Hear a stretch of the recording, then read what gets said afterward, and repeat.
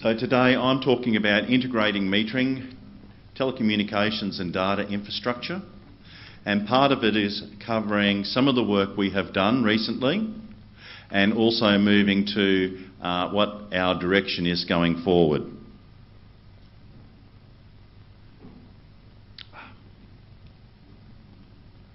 I'm sorry, but the diagram that's supposed to be here is not coming up. But those who know Australia, we're located in the southeast corner of the state of Queensland. And we also engage with a sister utility which is called Ergon, which covers the rest of the state. So we're largely a southeast corner metropolitan, residential, higher density population area.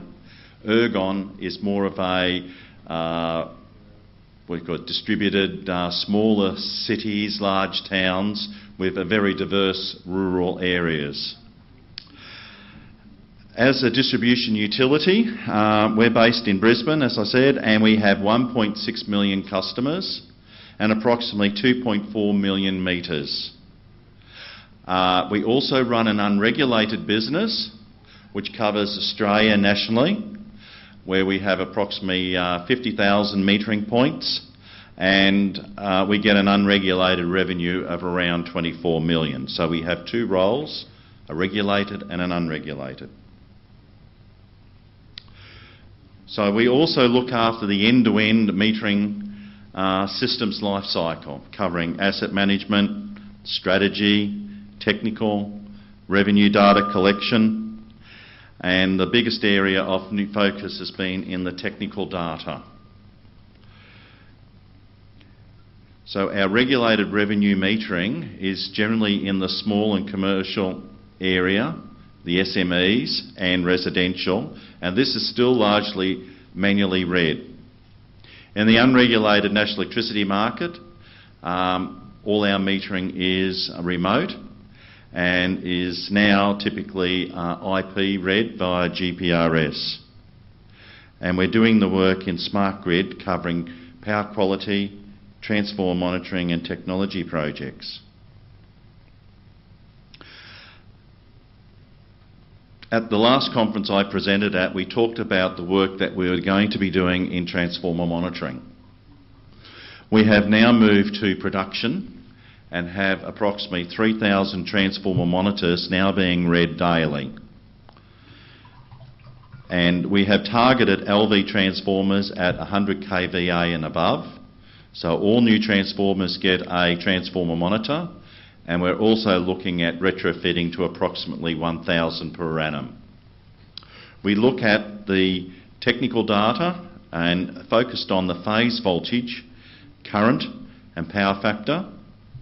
The standard profile that we look at in this area is a 10-minute profile, because that aligns with the voltage monitoring standard. But for special projects like looking at voltage regulation, we do a 1-minute profile. We also do the exception reporting of events. We have not gone down the SCADA real-time approach. The data is read once daily, and for monitoring, we do exception reporting only of out-of-limit events. It's been a successful implementation. We've been using low-cost multifunction meters, revenue meters, class 1, and using GPRS as the communications medium. Then we also have implemented a metering management system and a head-end system, and the head-end system becomes our point of truth, and we export also the data from the head-end to the network analytics daily.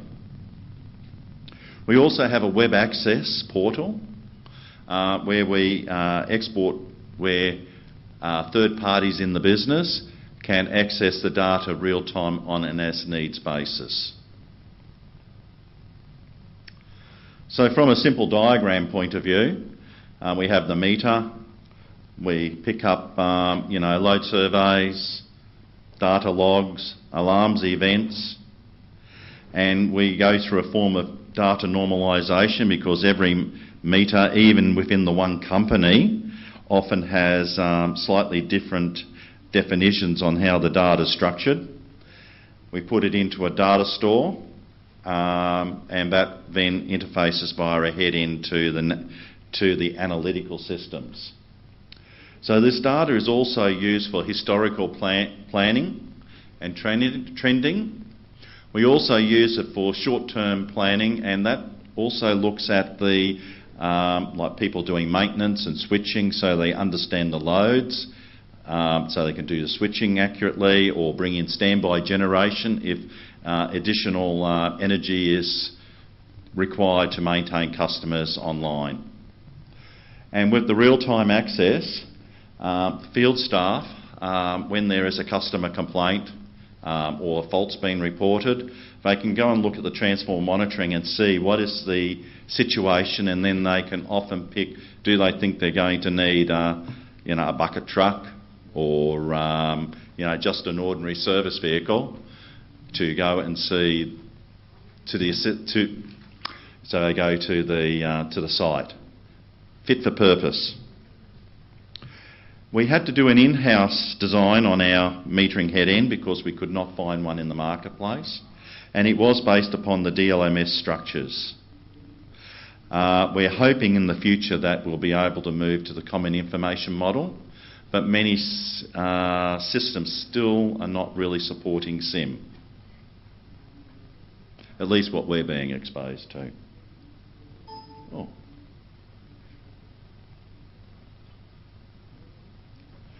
So looking at metering communications is one of the key enablers.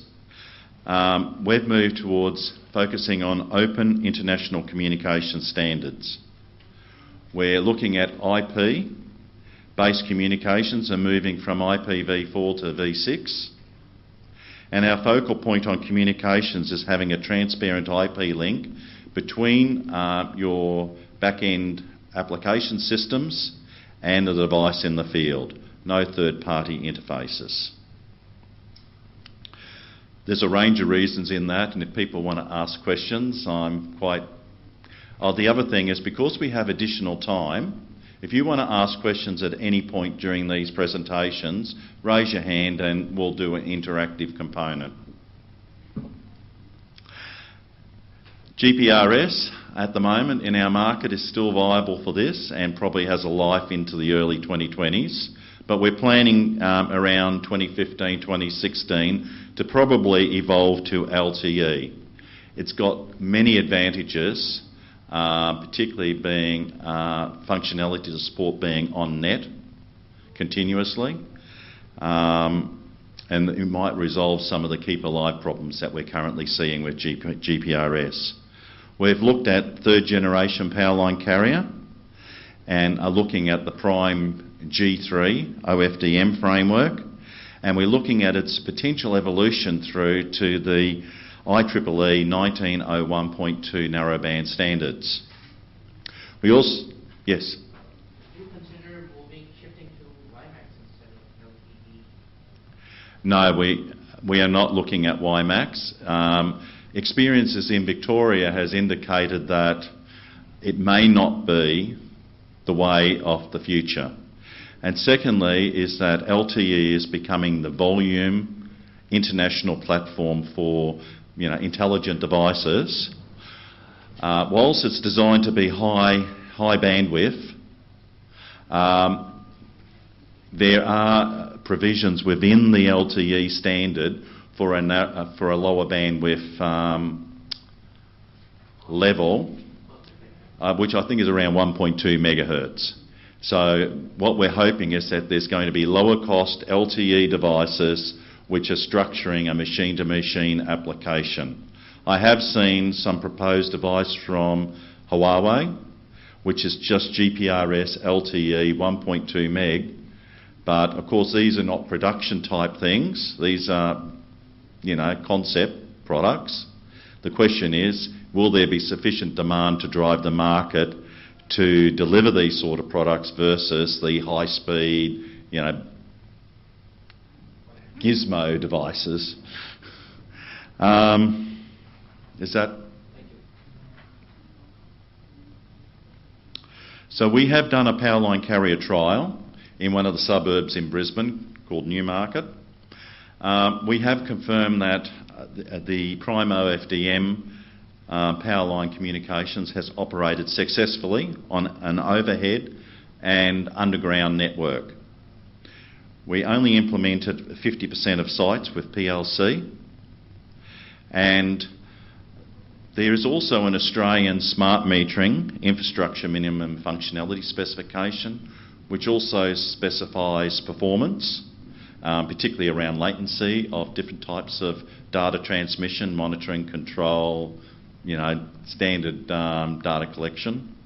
And from the experience of what we're seeing, we believe that the Powerline communications should be able to meet this standard. We still have to do more work, but we're hoping to move towards pilots in the next year. And we're also waiting to see what happens with evolution of G3 and the IEEE 1901. So we've also found that there's continual updates of firmware, because really the OFDM-based Powerline carrier is still relatively immature. And we're seeing the firmware updates do improve performance. So some of the benefits have been, in Australia we've had significant problems with people being concerned on wireless technologies.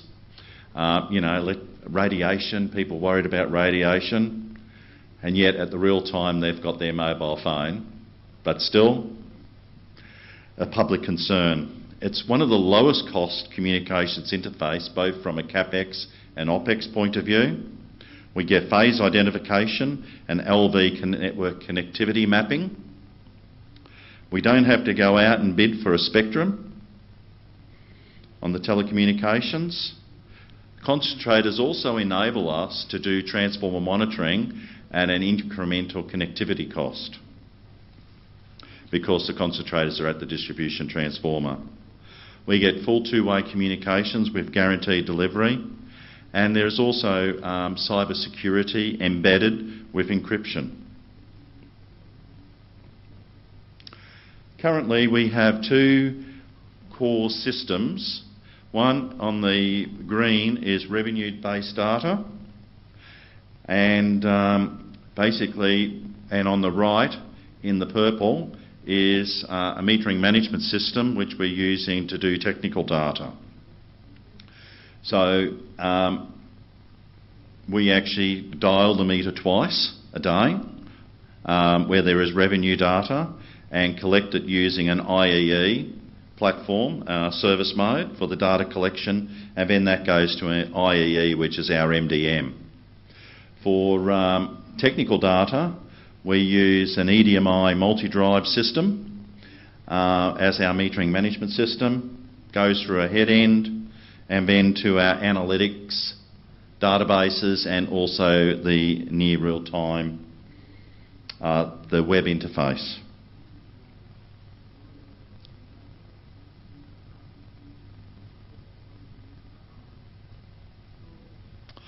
Business drivers.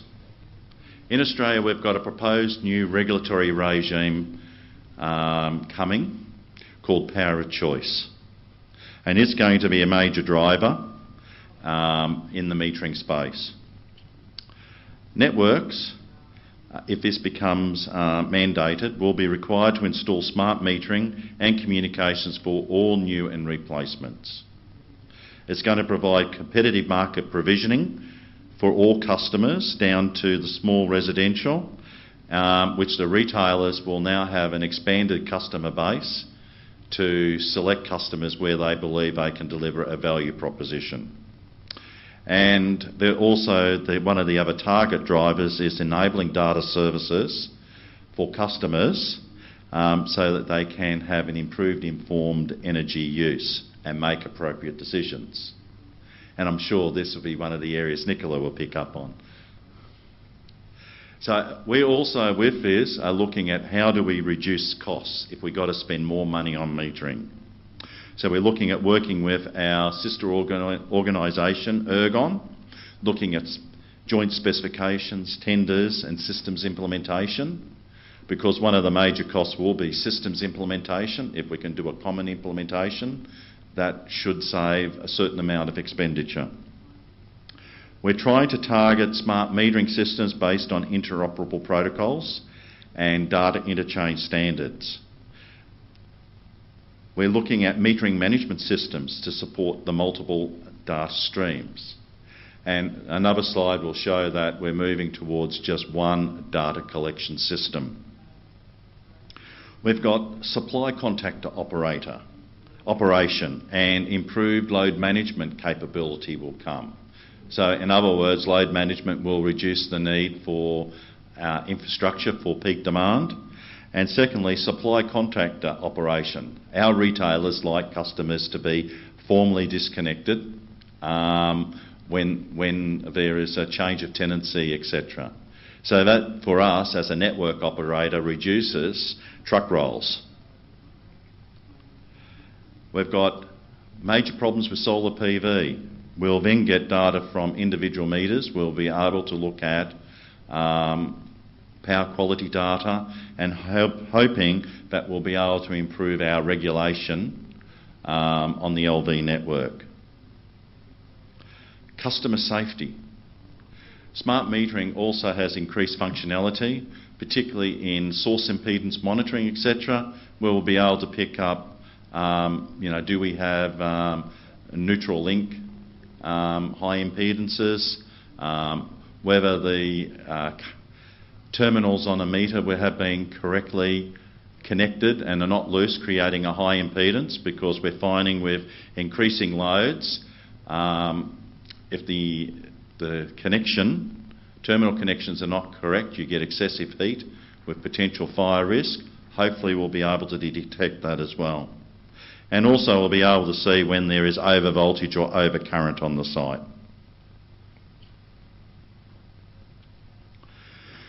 Information management. Well, we're going to end up with a significantly increased end-to-end systems complexity.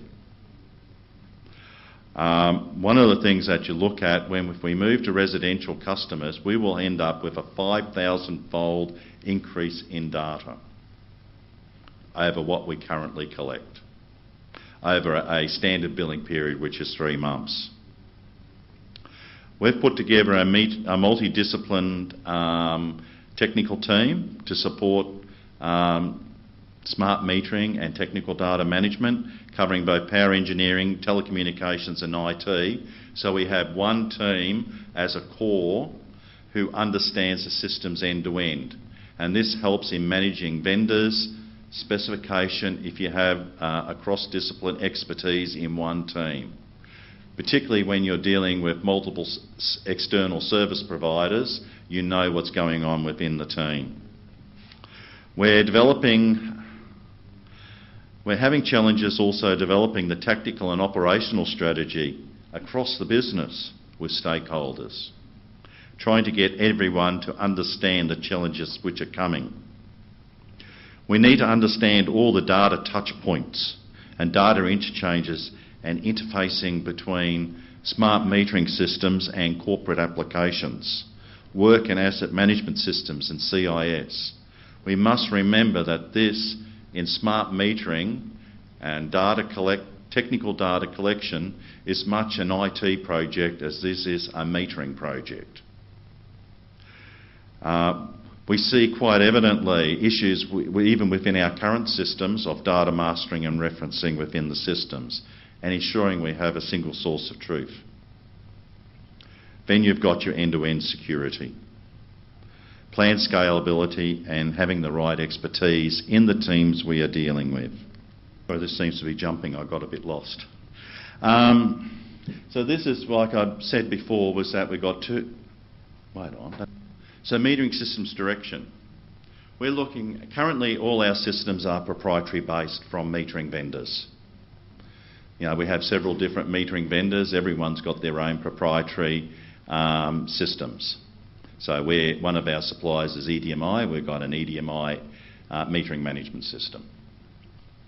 Ideally we want to move towards an interoperable framework using standard metering protocols. Of course, as people have been to some of the other sessions, would have looked at the DLMS and COSEM.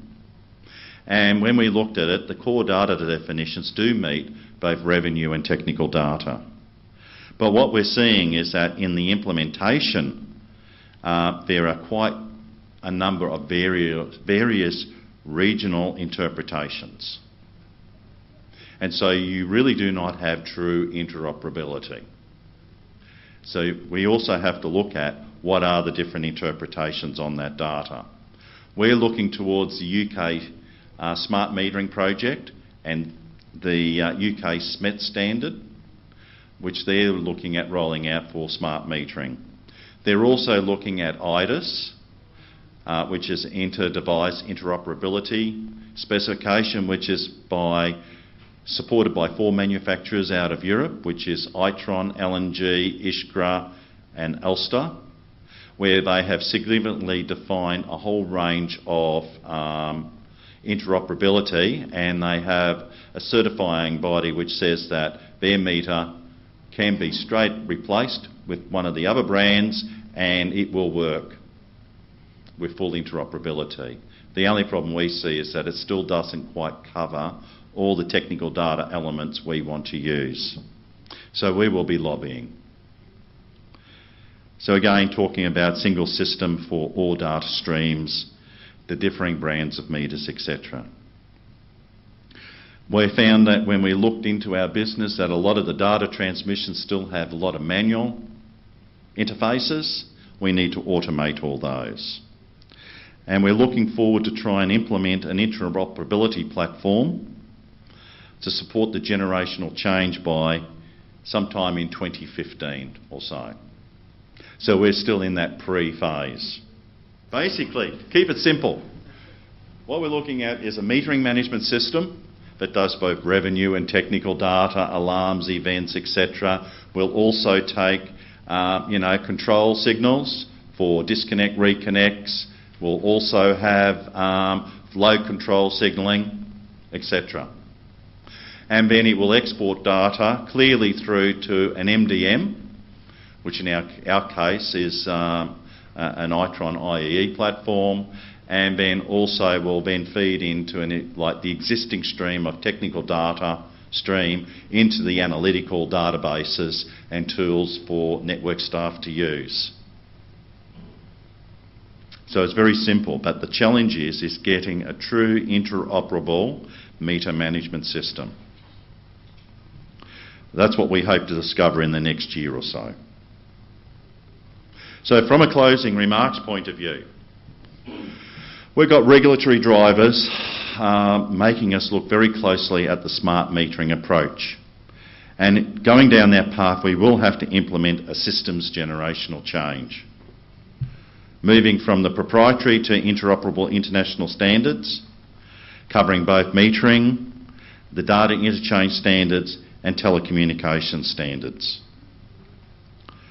We see a significant increase in IT system sizing and cost.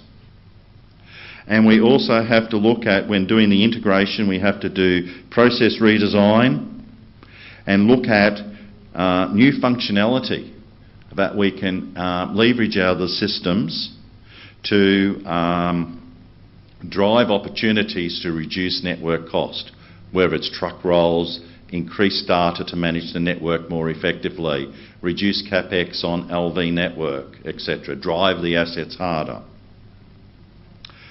The other key thing is we need to understand our roadmap with our vendors.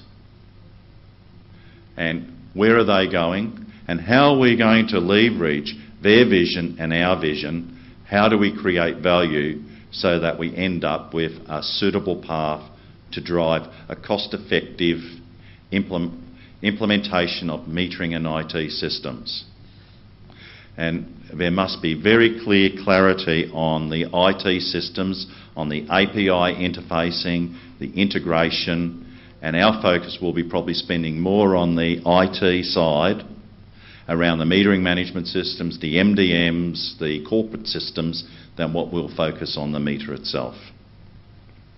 So secondly, the final point is looking at interoperable standards. What is going to be the interoperable standards for this region? Do we need to have improve communications, or will we end up Australia going down one variant of DLMS, a Singapore variant of DLMS, Japanese, there's a major project going to happen in Japan, a Japanese variant. Shouldn't we be looking at trying to draw a line in the sand and say, this is the way we did it in the past, this is the way forward? Thank you.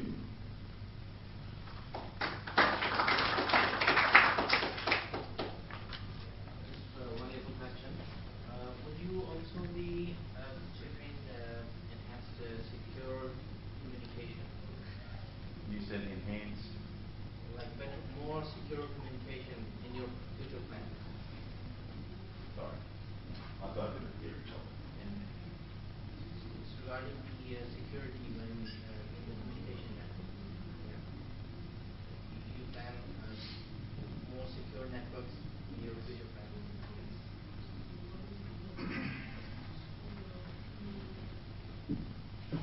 One of the things with PLC, because we're mainly been focusing on point-to-point communications and PLC.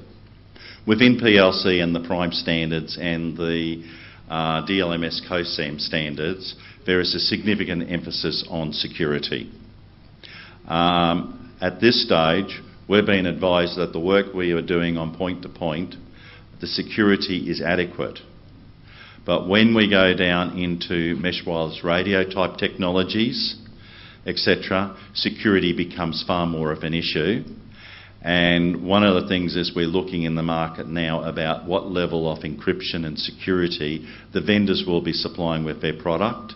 And we also have to then also compare to what's in the standards. We haven't used DLMS to date, so we're currently doing that investigation of compatibility with what we need to do.